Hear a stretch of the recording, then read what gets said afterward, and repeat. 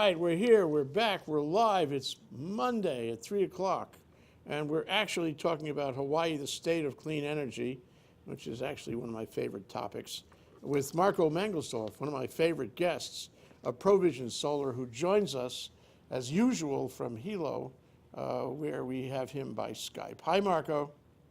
Right back at you, Jay. It's always a pleasure to talk to one of my favorite people. We will reinvent the world, Marco. No kidding about that. So today we talked about what we're going to talk about, and we kind of decided we would talk about sea changes in PV financing, because that is turning out to be a big issue, and it has long reach over many things that are happening in clean energy. I would say it's got to be one of the biggest things happening. And the first thing that it affects is your decline list, as I would call it. You go and you do this research every month or quarter among the counties, especially Oahu, with building permits for PV installations, and you consistently find a decline in the number of permits being taken out. So what's your report now, actually, Marco? Well, I'm actually working on what I'm going to call my half year in review. Right now, Jay, I'm working on a piece that I hope to finish in the next couple of weeks, where I'll be looking at the first 6 months of this year and comparing them to the first 6 months of 2013 to see what there is to be seen as far as conclusions or trends. And most likely, well, not most likely, but definitely, this month of June will be the 14th straight month of month-over-month decline of photovoltaic system permits issued by the Department of Planning and Permitting on Oahu compared to June of last year.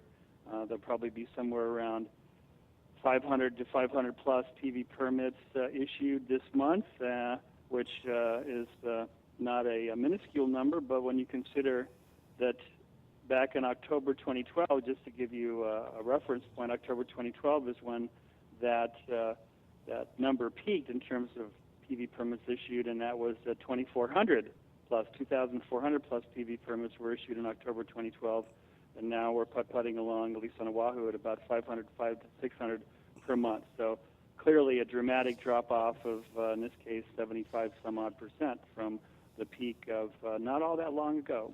Well, I've always asked you, when you've described the decline as a mathematical matter, what the reasons are, and I'd like to ask you that again and ask you whether any of those reasons are changing while we watch.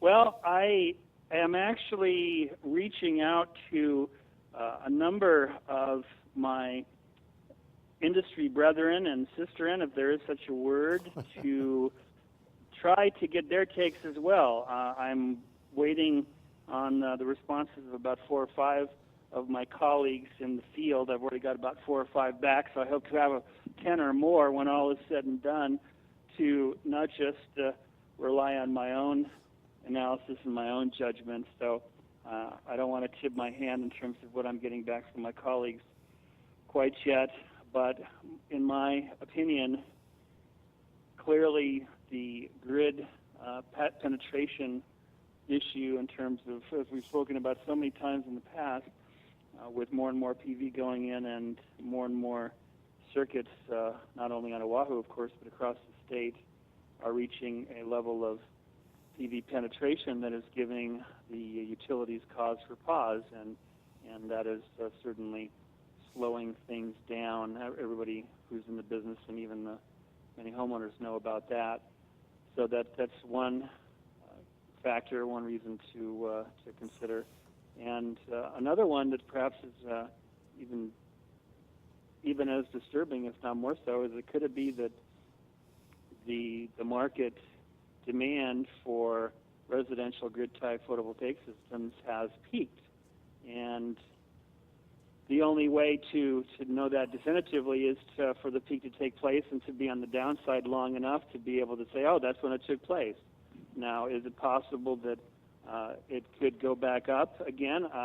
Certainly, but to what extent have we reached kind of a natural adoption rate or sustainable adoption rate that will continue, that will be nothing close to the wild and crazy days of especially late 2012, when, as I mentioned, you had permits being issued by the thousands on a monthly basis. So, I just want to remind everybody, despite the complaining, some of it legitimate and some of it not so, about having it be difficult to be able to install PV systems in circuits of the grid, that we still, the state of Hawaii, can rightfully claim having the highest amount of grid-type photovoltaic systems per capita per household in the entire country.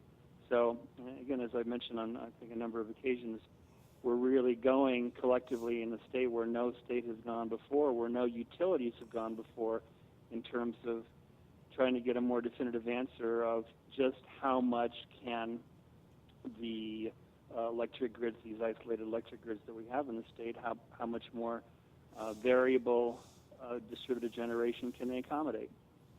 It's funny you say that, that we're ahead of the game nationally. And indeed, we have a lot of sun. We're tropical islands. And we have other renewables too.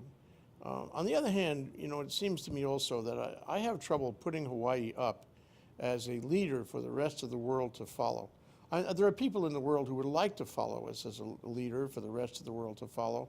But in fact, I think we've made so many footfalls and we've had so many contentions and controversies that it doesn't seem like a smooth road at all. One hardly sees us as a model of introduction of renewable energy these days. We might have been a few years ago, or so it seemed, but now it seems like we're stuck in so many things. What do you think? Well, I'd like to. I hear what you're saying. At the same time, I want to counter that with some basic statistics, which in the liner notes that come with our HECO, HELCO, MECO bills, so their little newsletter that comes with every bill.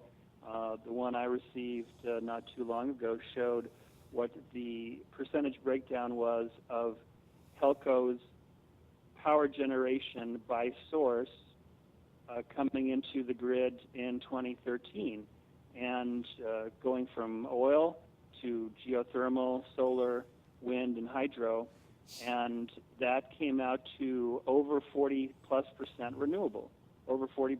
And that's actually a deceptive figure, and I'll tell you why. Because that just accounts for actual HELCO-controlled generation, whether it's what they are producing themselves or whether they're getting from an independent power producer. That does not take into account all the PV that has been installed on the customer side of the meter, which there's no methodology that I know of to be able to determine just how many kilowatt hours, megawatt hours are produced by all this PV on an accurate basis. But there's no doubt in my mind that when you factor in all those megawatt hours of PV produced behind the meter, on the customer side of the meter, that renewable energy on the Big Island probably took care of somewhere around half of all the island's electricity needs. And that, to me, is pretty darn impressive. Now, that's on the electric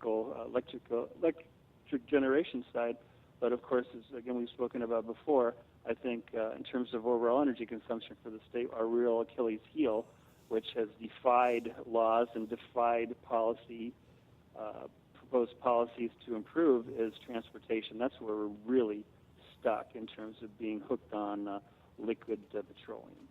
Yeah, but going back to those homes with PV that we don't have any record on, and we can't say how much more than the 40% of the Big Island is being generated by PV and on rooftops.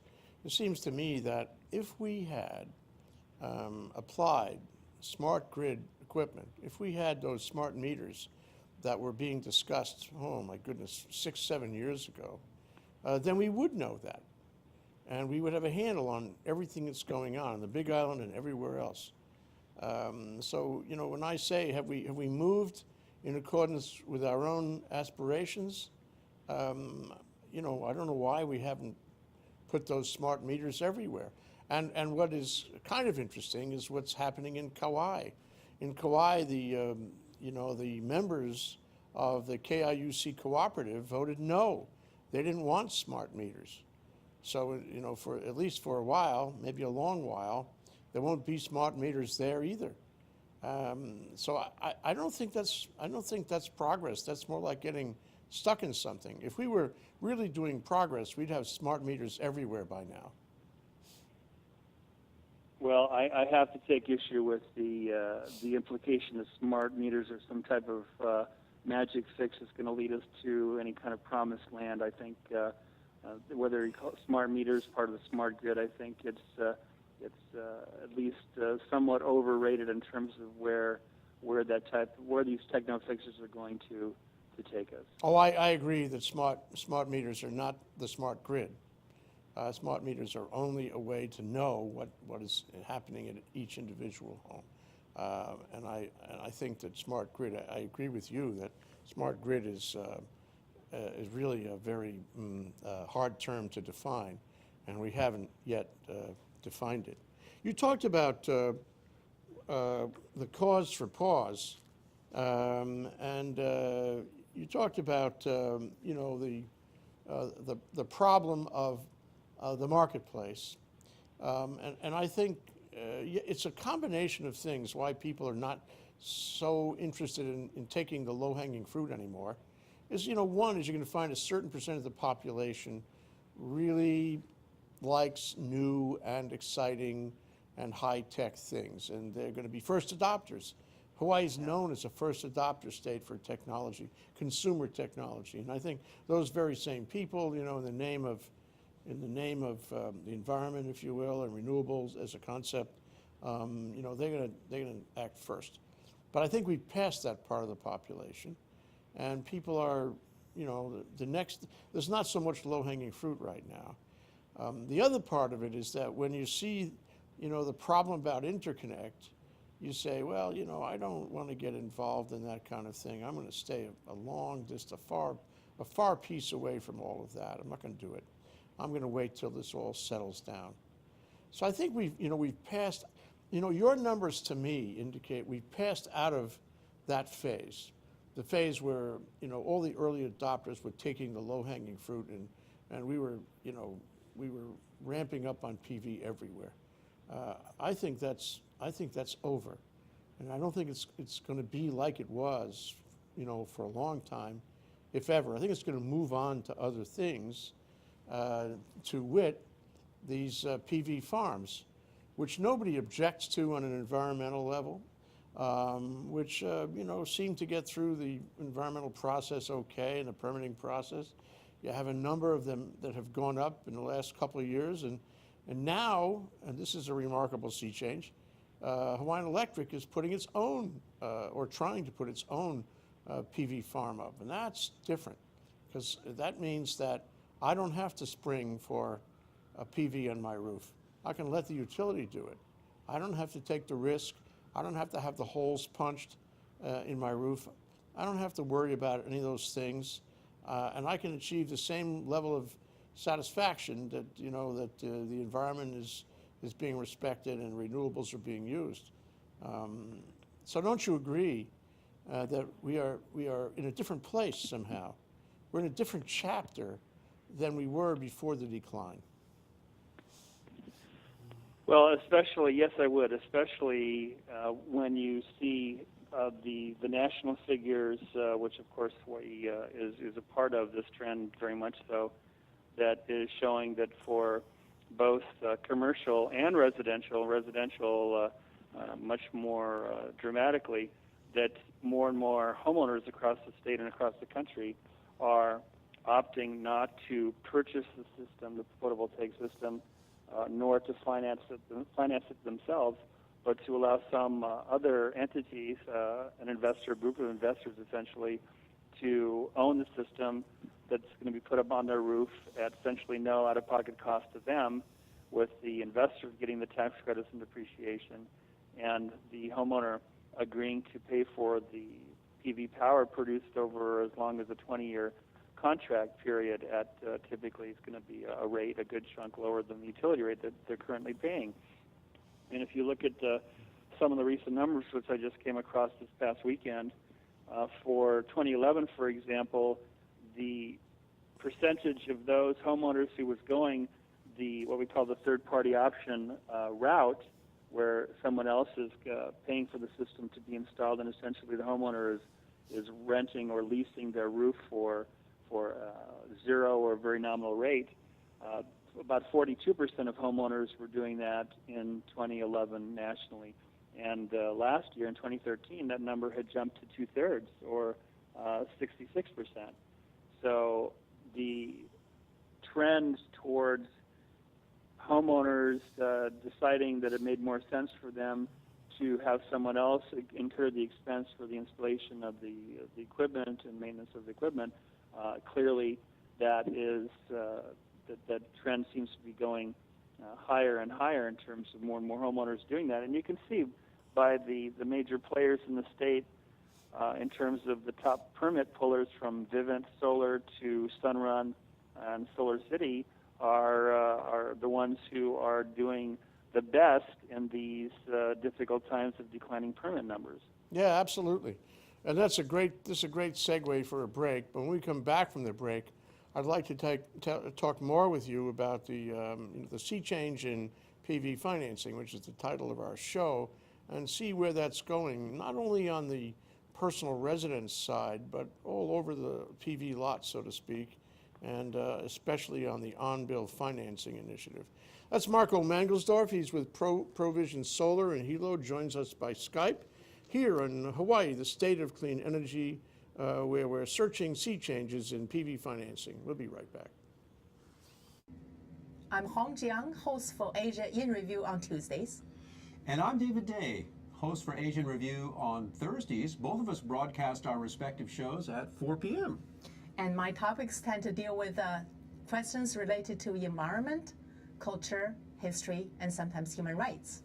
And my shows tend to be on international business, foreign policy, geopolitics, and national security. And you can watch our shows live on the ThinkTech website at thinktechhawaii.com. And you can also watch us on YouTube or Olalo. So come join us on Thursdays at 4 p.m. I'm David Day. And on Tuesdays at 4 p.m., I'm Hong Jiang. Aloha. Aloha. We're back, we're live, we're here in Hawaii, the state of clean energy, searching for sea changes in PV financing with Marco Mangelsdorf of Provision Solar, who joins us from Hilo by Skype. We are so happy to have him. So we talked about all these things that, that are either cause or effect of the decline in PV installations. And the one thing that you raised before the break, Marco, is the availability of new models of financing. This started happening, as you said, 2 or 3 years ago, and I remember how Synetric got so heavily involved in this. In fact, they joined with a mainland company to bring the mainland company in to do their financing. I guess they saw into the future. They saw Vivint and Solar City coming down the pike, and I think Revolution has also done a lot of this financing. So for the successful players, it goes hand in glove. PV and financing. We'll handle your financing, and as you know, it's a whole menu of possibilities between lease and financing and all kinds of different calculations, sort of off the automobile market, even like that. And so here we are, where not only the mainland companies, but the local companies are all bundling the financing. I mean, all the successful ones, isn't it true? All the successful ones are bundling the financing programs with the PV. It changes things, doesn't it?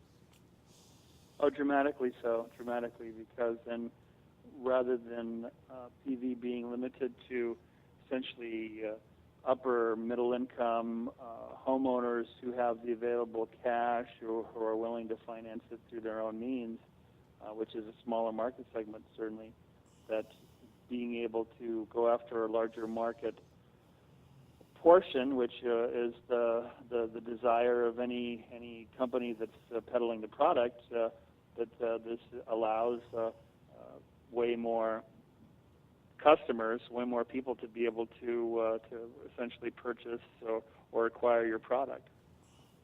Well, so there's a synchronization issue, I think, because it was, I want to say 4 years ago, maybe more, maybe 5, Blue Planet Foundation and Jeff Michelina came up with this idea, about on-bill financing, and they made a full court press about it. They told everybody, it was a good idea, and a lot of people bought into it. I don't think the utility, at least Hawaiian Electric, was all that excited about it because it meant all kinds of work for them to bill their customers for somebody else's installation, and then to absorb all the, cost of that administration and the risk of that administration. I wouldn't have been too excited about it myself, but I think they were willing to go along with it, and then it had to go in front of the, I think the legislature, and then the legislature gave it to the PUC, and the PUC gave it, they were supposed to implement it, but instead of doing that, they handed it off to a study, and the study took a year, and then it came back to the PUC, and in that time, the legislature adopted a new piece of legislation, which was, surprise of surprises, a banking arrangement, another financing arrangement for ostensibly larger projects that came from DBED, and the director of DBED, Richard Lim, a former banker. This was the one significant initiative that had come out of DBED for energy in these past 4 years. And so the question is, where are we on that now? That legislation was passed in 2012 or 2013. 2013, and so far it's only rumors as to what's happening with it and when it's going to come out and who has to rule on it and approve it and tinker with it and tune it, and where are we, Marco?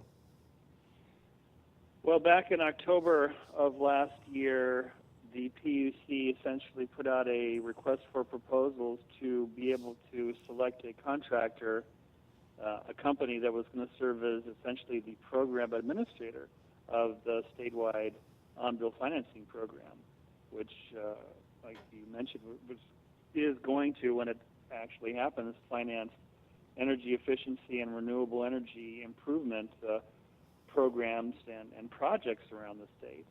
And now we're one day away from July of 2014, and I do not know where the process is at in terms of how much closer this, as you mentioned, this law that was passed by last year's legislature, how much closer it is to actually being implemented.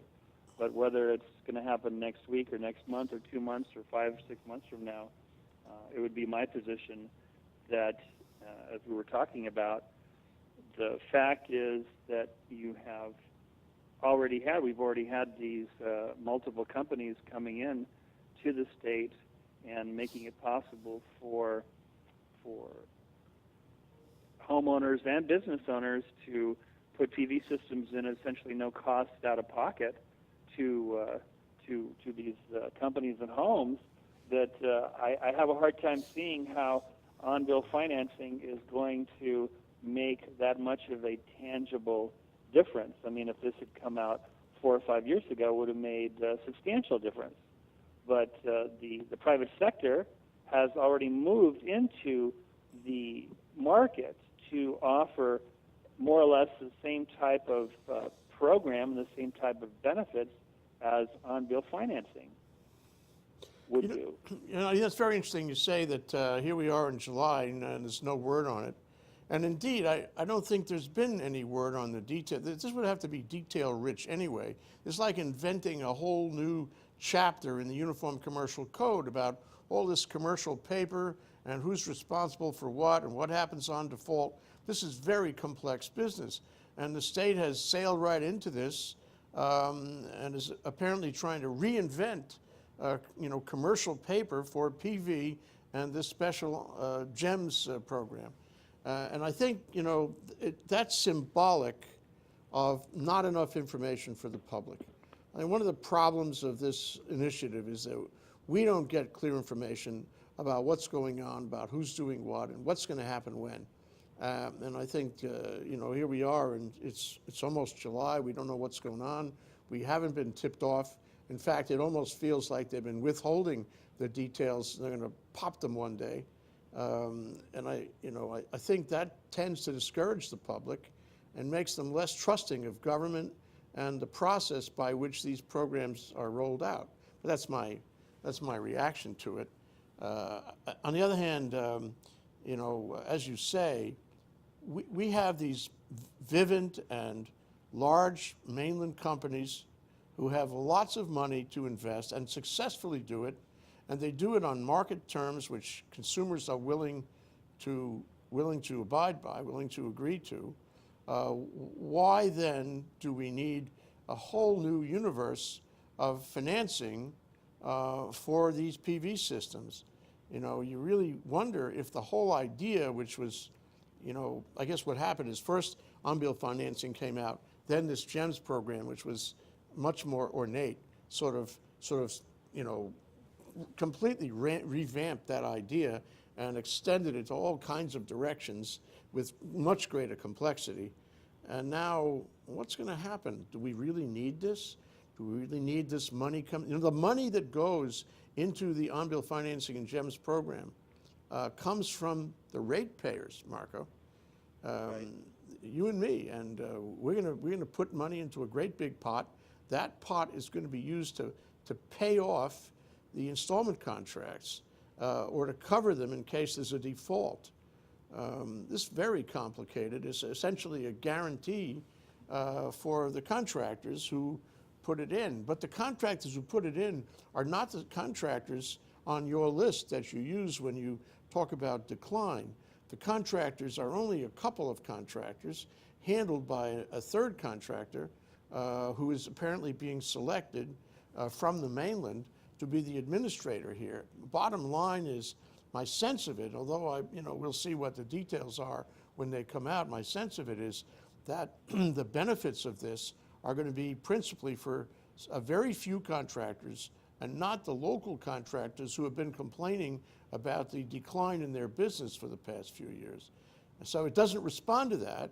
Instead, it responds to a hypothetical group of new contractors from far away who are going to do big jobs, even when they could finance those jobs themselves. Am I going on too long? No, not at all. I think let me address that this way. You talked about the ratepayers paying yet again for more of these programs, and I just wanted to remind you that you and I and all the other ratepayers in HECO, HELCO, and MECO land are already paying into a pot of money called the Public Benefits Fund, or PBF, that is supposed to be doing good things with the ratepayer money in terms of energy efficiency and reducing our dependence on imported fossil fuels. So this on-bill financing and perhaps the GEMS program as well would be yet another pot of money that would be established that would ostensibly be used to do good things for all of us collectively. But I was going back to some of my notes here as I'm working on this article that I hope to finish in the next week or two. And my good friend Sophie Cox, who writes for Civil Beat, she attended a I don't know what you'd call it, a ceremony or a presentation. It certainly wasn't a press conference, but this was in late April at the Capitol building. The governor and the three Public Utility Commission commissioners were there by his side, and the governor stated that Hawaii had, quote, turned the corner, unquote, in its shift to renewable energy. There is no turning back, he said, as the commissioners were standing behind or next to him. And indeed, claims Governor Abercrombie, quote, the Rubicon has been crossed, unquote, in Hawaii, and, quote, the time for talk has ended and the time for action is upon us, close quote. And he didn't, nor did the commissioners take any questions. So, according to Sophie, apparently she, as well as the other reporters there, were kind of scratching their head as to, well, what is it that we were just told? So perhaps that's somewhat emblematic of the verbiage that is prone to being used by at least some elected officials and others that really is kind of a vacuous gobbledygook in terms of, okay, what exactly are we doing and how are we doing it?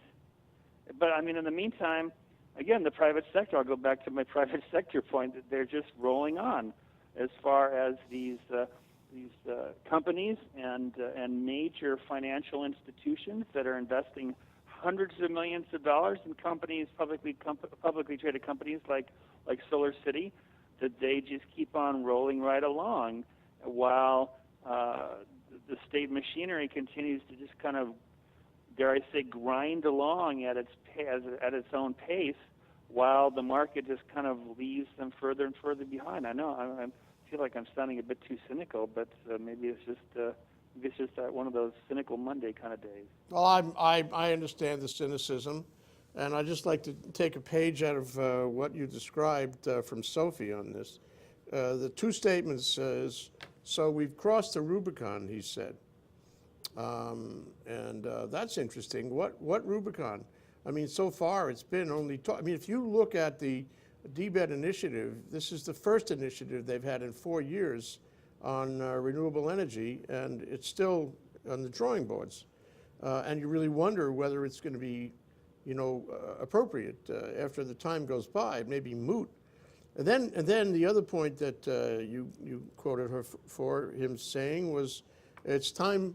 It's not time for talk anymore, frame rhetoric, but it's time for action. So how could we have crossed the Rubicon if we have yet to take the action? That's a rhetorical question. Well, I wanted to make sure I understood clearly what my mind and my recollection told me in terms of the Rubicon, which, by the way, is a river in Italy. But it goes back to the age of antiquity, and essentially once that Rubicon was crossed, essentially it's a point of no turning back. So no turning back to what? It's this type of somewhat flowery language that I have a difficult time at times translating into the reality and practicality on the ground. No, it's rhetoric, and that's the problem. We've had rhetoric. We don't have details, and here it is, almost July. We don't have on-bill financing at hand, and we don't know how it works, nor do we know how the GEMS program works, or how the GEMS program relates to the on-bill financing, or how they could actually function in a universe where financing is easily available from a number of companies who are doing it better than local companies can do it. And I think that's the sea change that's most interesting of all, and is that over time, looking at your decline list, is what's happening is the financing is bundled with the PV. The people who have the money and the skill, the legal skill, whatever it is, to do these financing deals are the ones who are taking a larger and larger share of the market. And for the most part, those companies are from the mainland.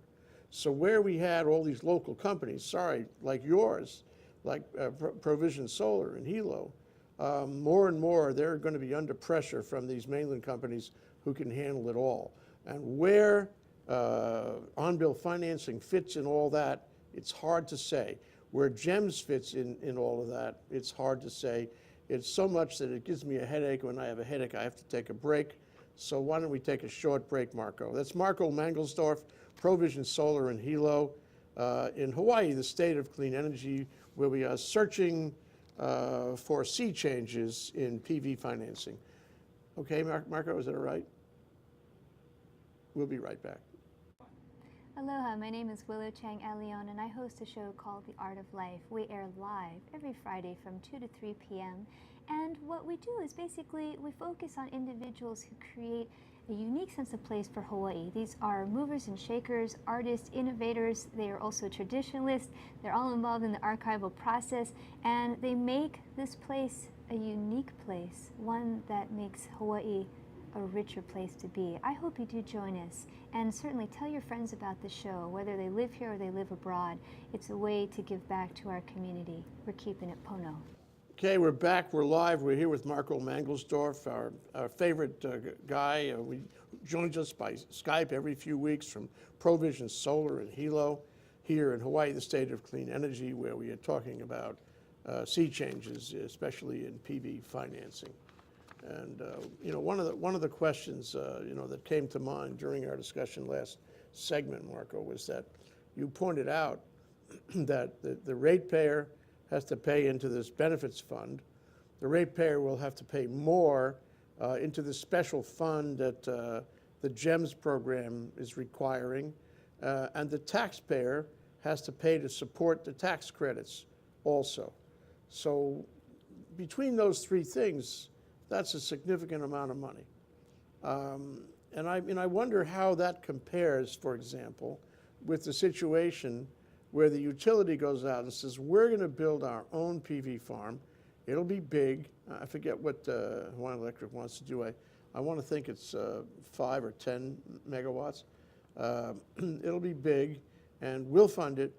And I'm not sure how the accounting works, but I think we'll pay for it, and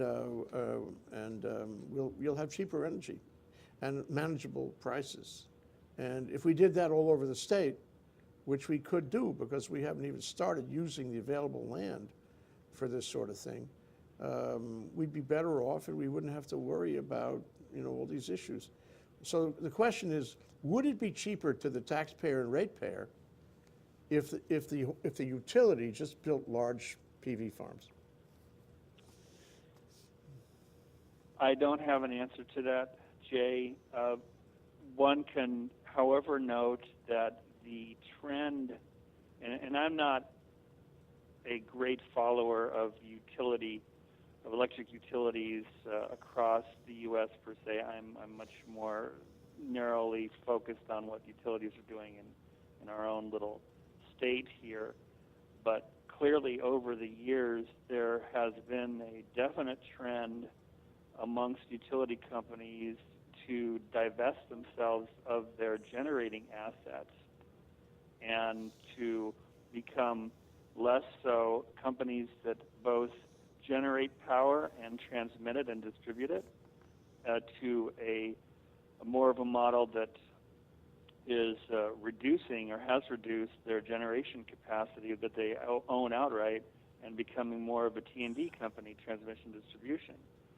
So if the HECO companies were going to truly pursue a strategy where they see it in their best interest to finance and have commercial scale, utility scale PV projects that they will own and operate over the life of the system, that would represent a rather surprising kind of a counter example or counter trend to what seems to be a decades-long trend of utility companies divesting themselves of generation capacity. But if you put yourself in the shoes of a utility company, and they've talked about making themselves a transmission company, right? And that's the trend you're talking about all over the country. We're just a transmission company. You generate the power, you give us the power, and we'll have the technology to deliver the power, but we don't actually transmit it ourselves. And that indeed is the trend. But query, is there a downside for Hawaiian Electric or any utility company to say, look, we don't mind doing RFPs and having investors build PV facilities, but we want to do it too.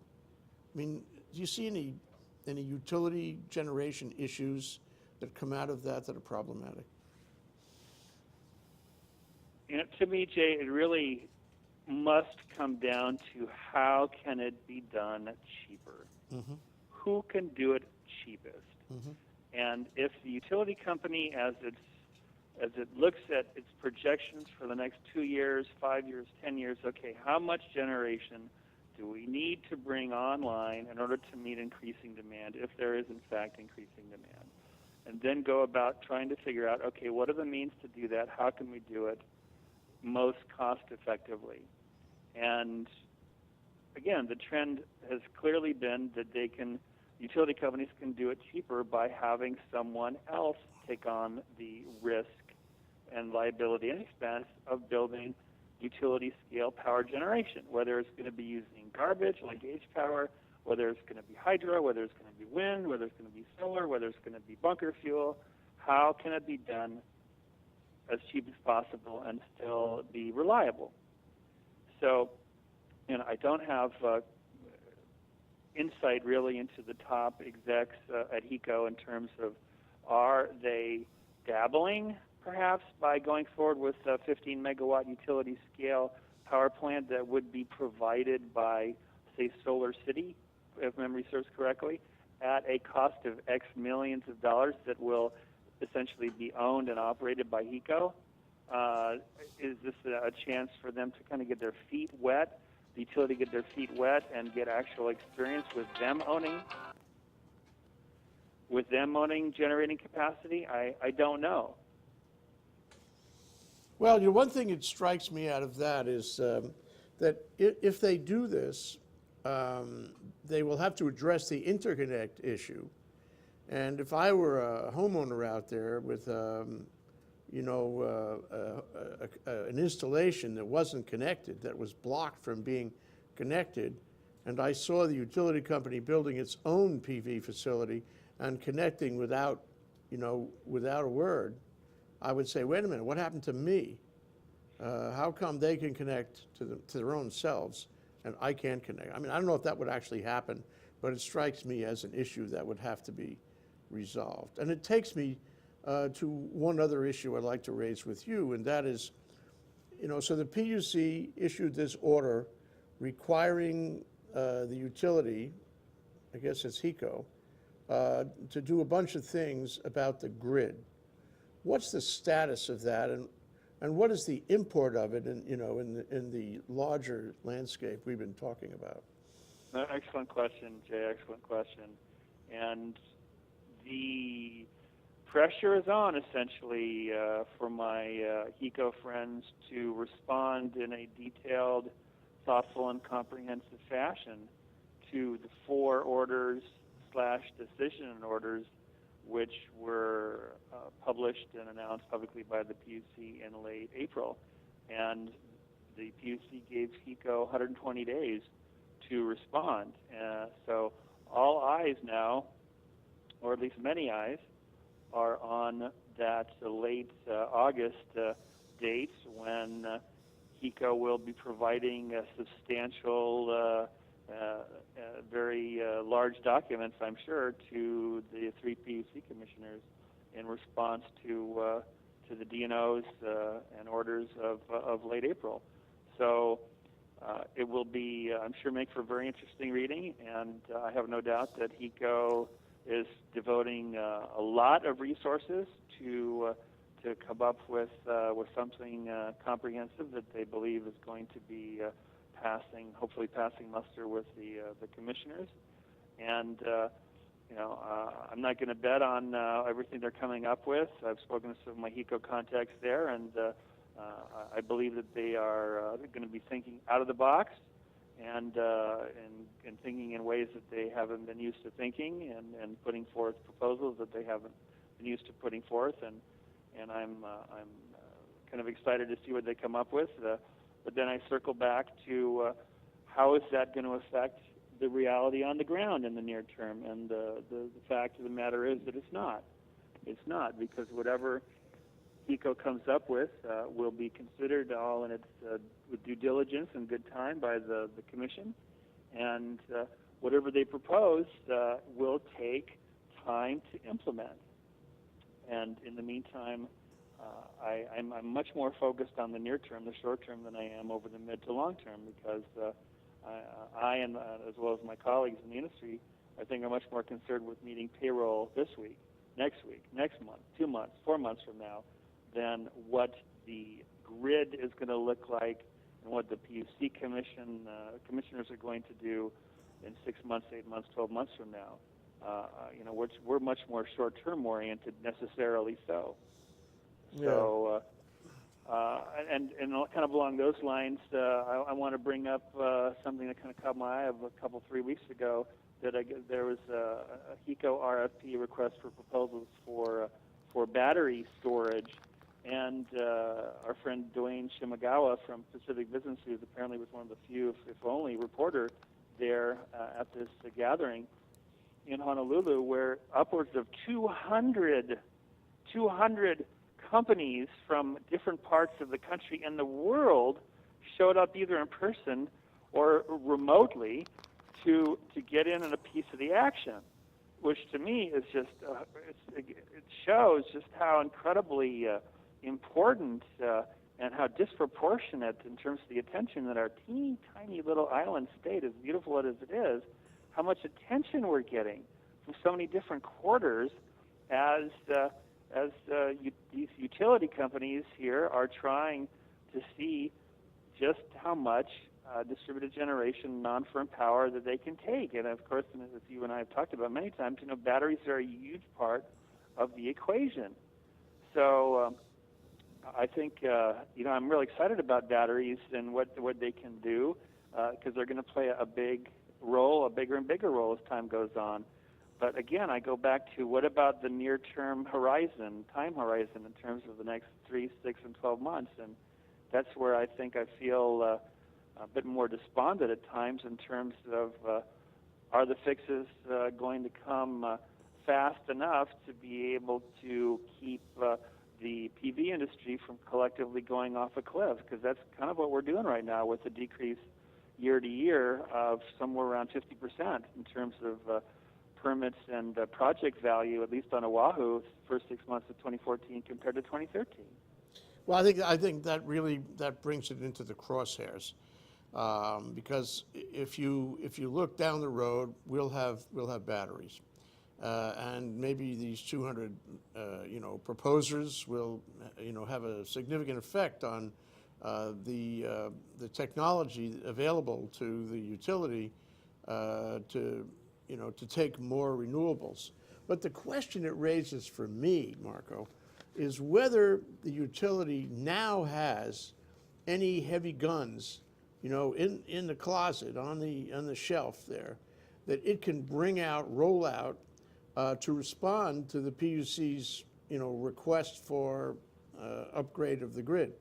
And I don't have a sense of that, and I wondered if you have a sense of whether we could really take more renewables right now with either A, existing equipment, or B, with equipment that, it's right there on the shelf, ready to go, or whether this is going to be an exercise where you say, well, we don't really know, and if you make us take more, you're going to risk bringing the whole thing down, and if you want us to take more, the only safe way is to wait until we get these batteries, available, and then we'll all have a level of greater comfort.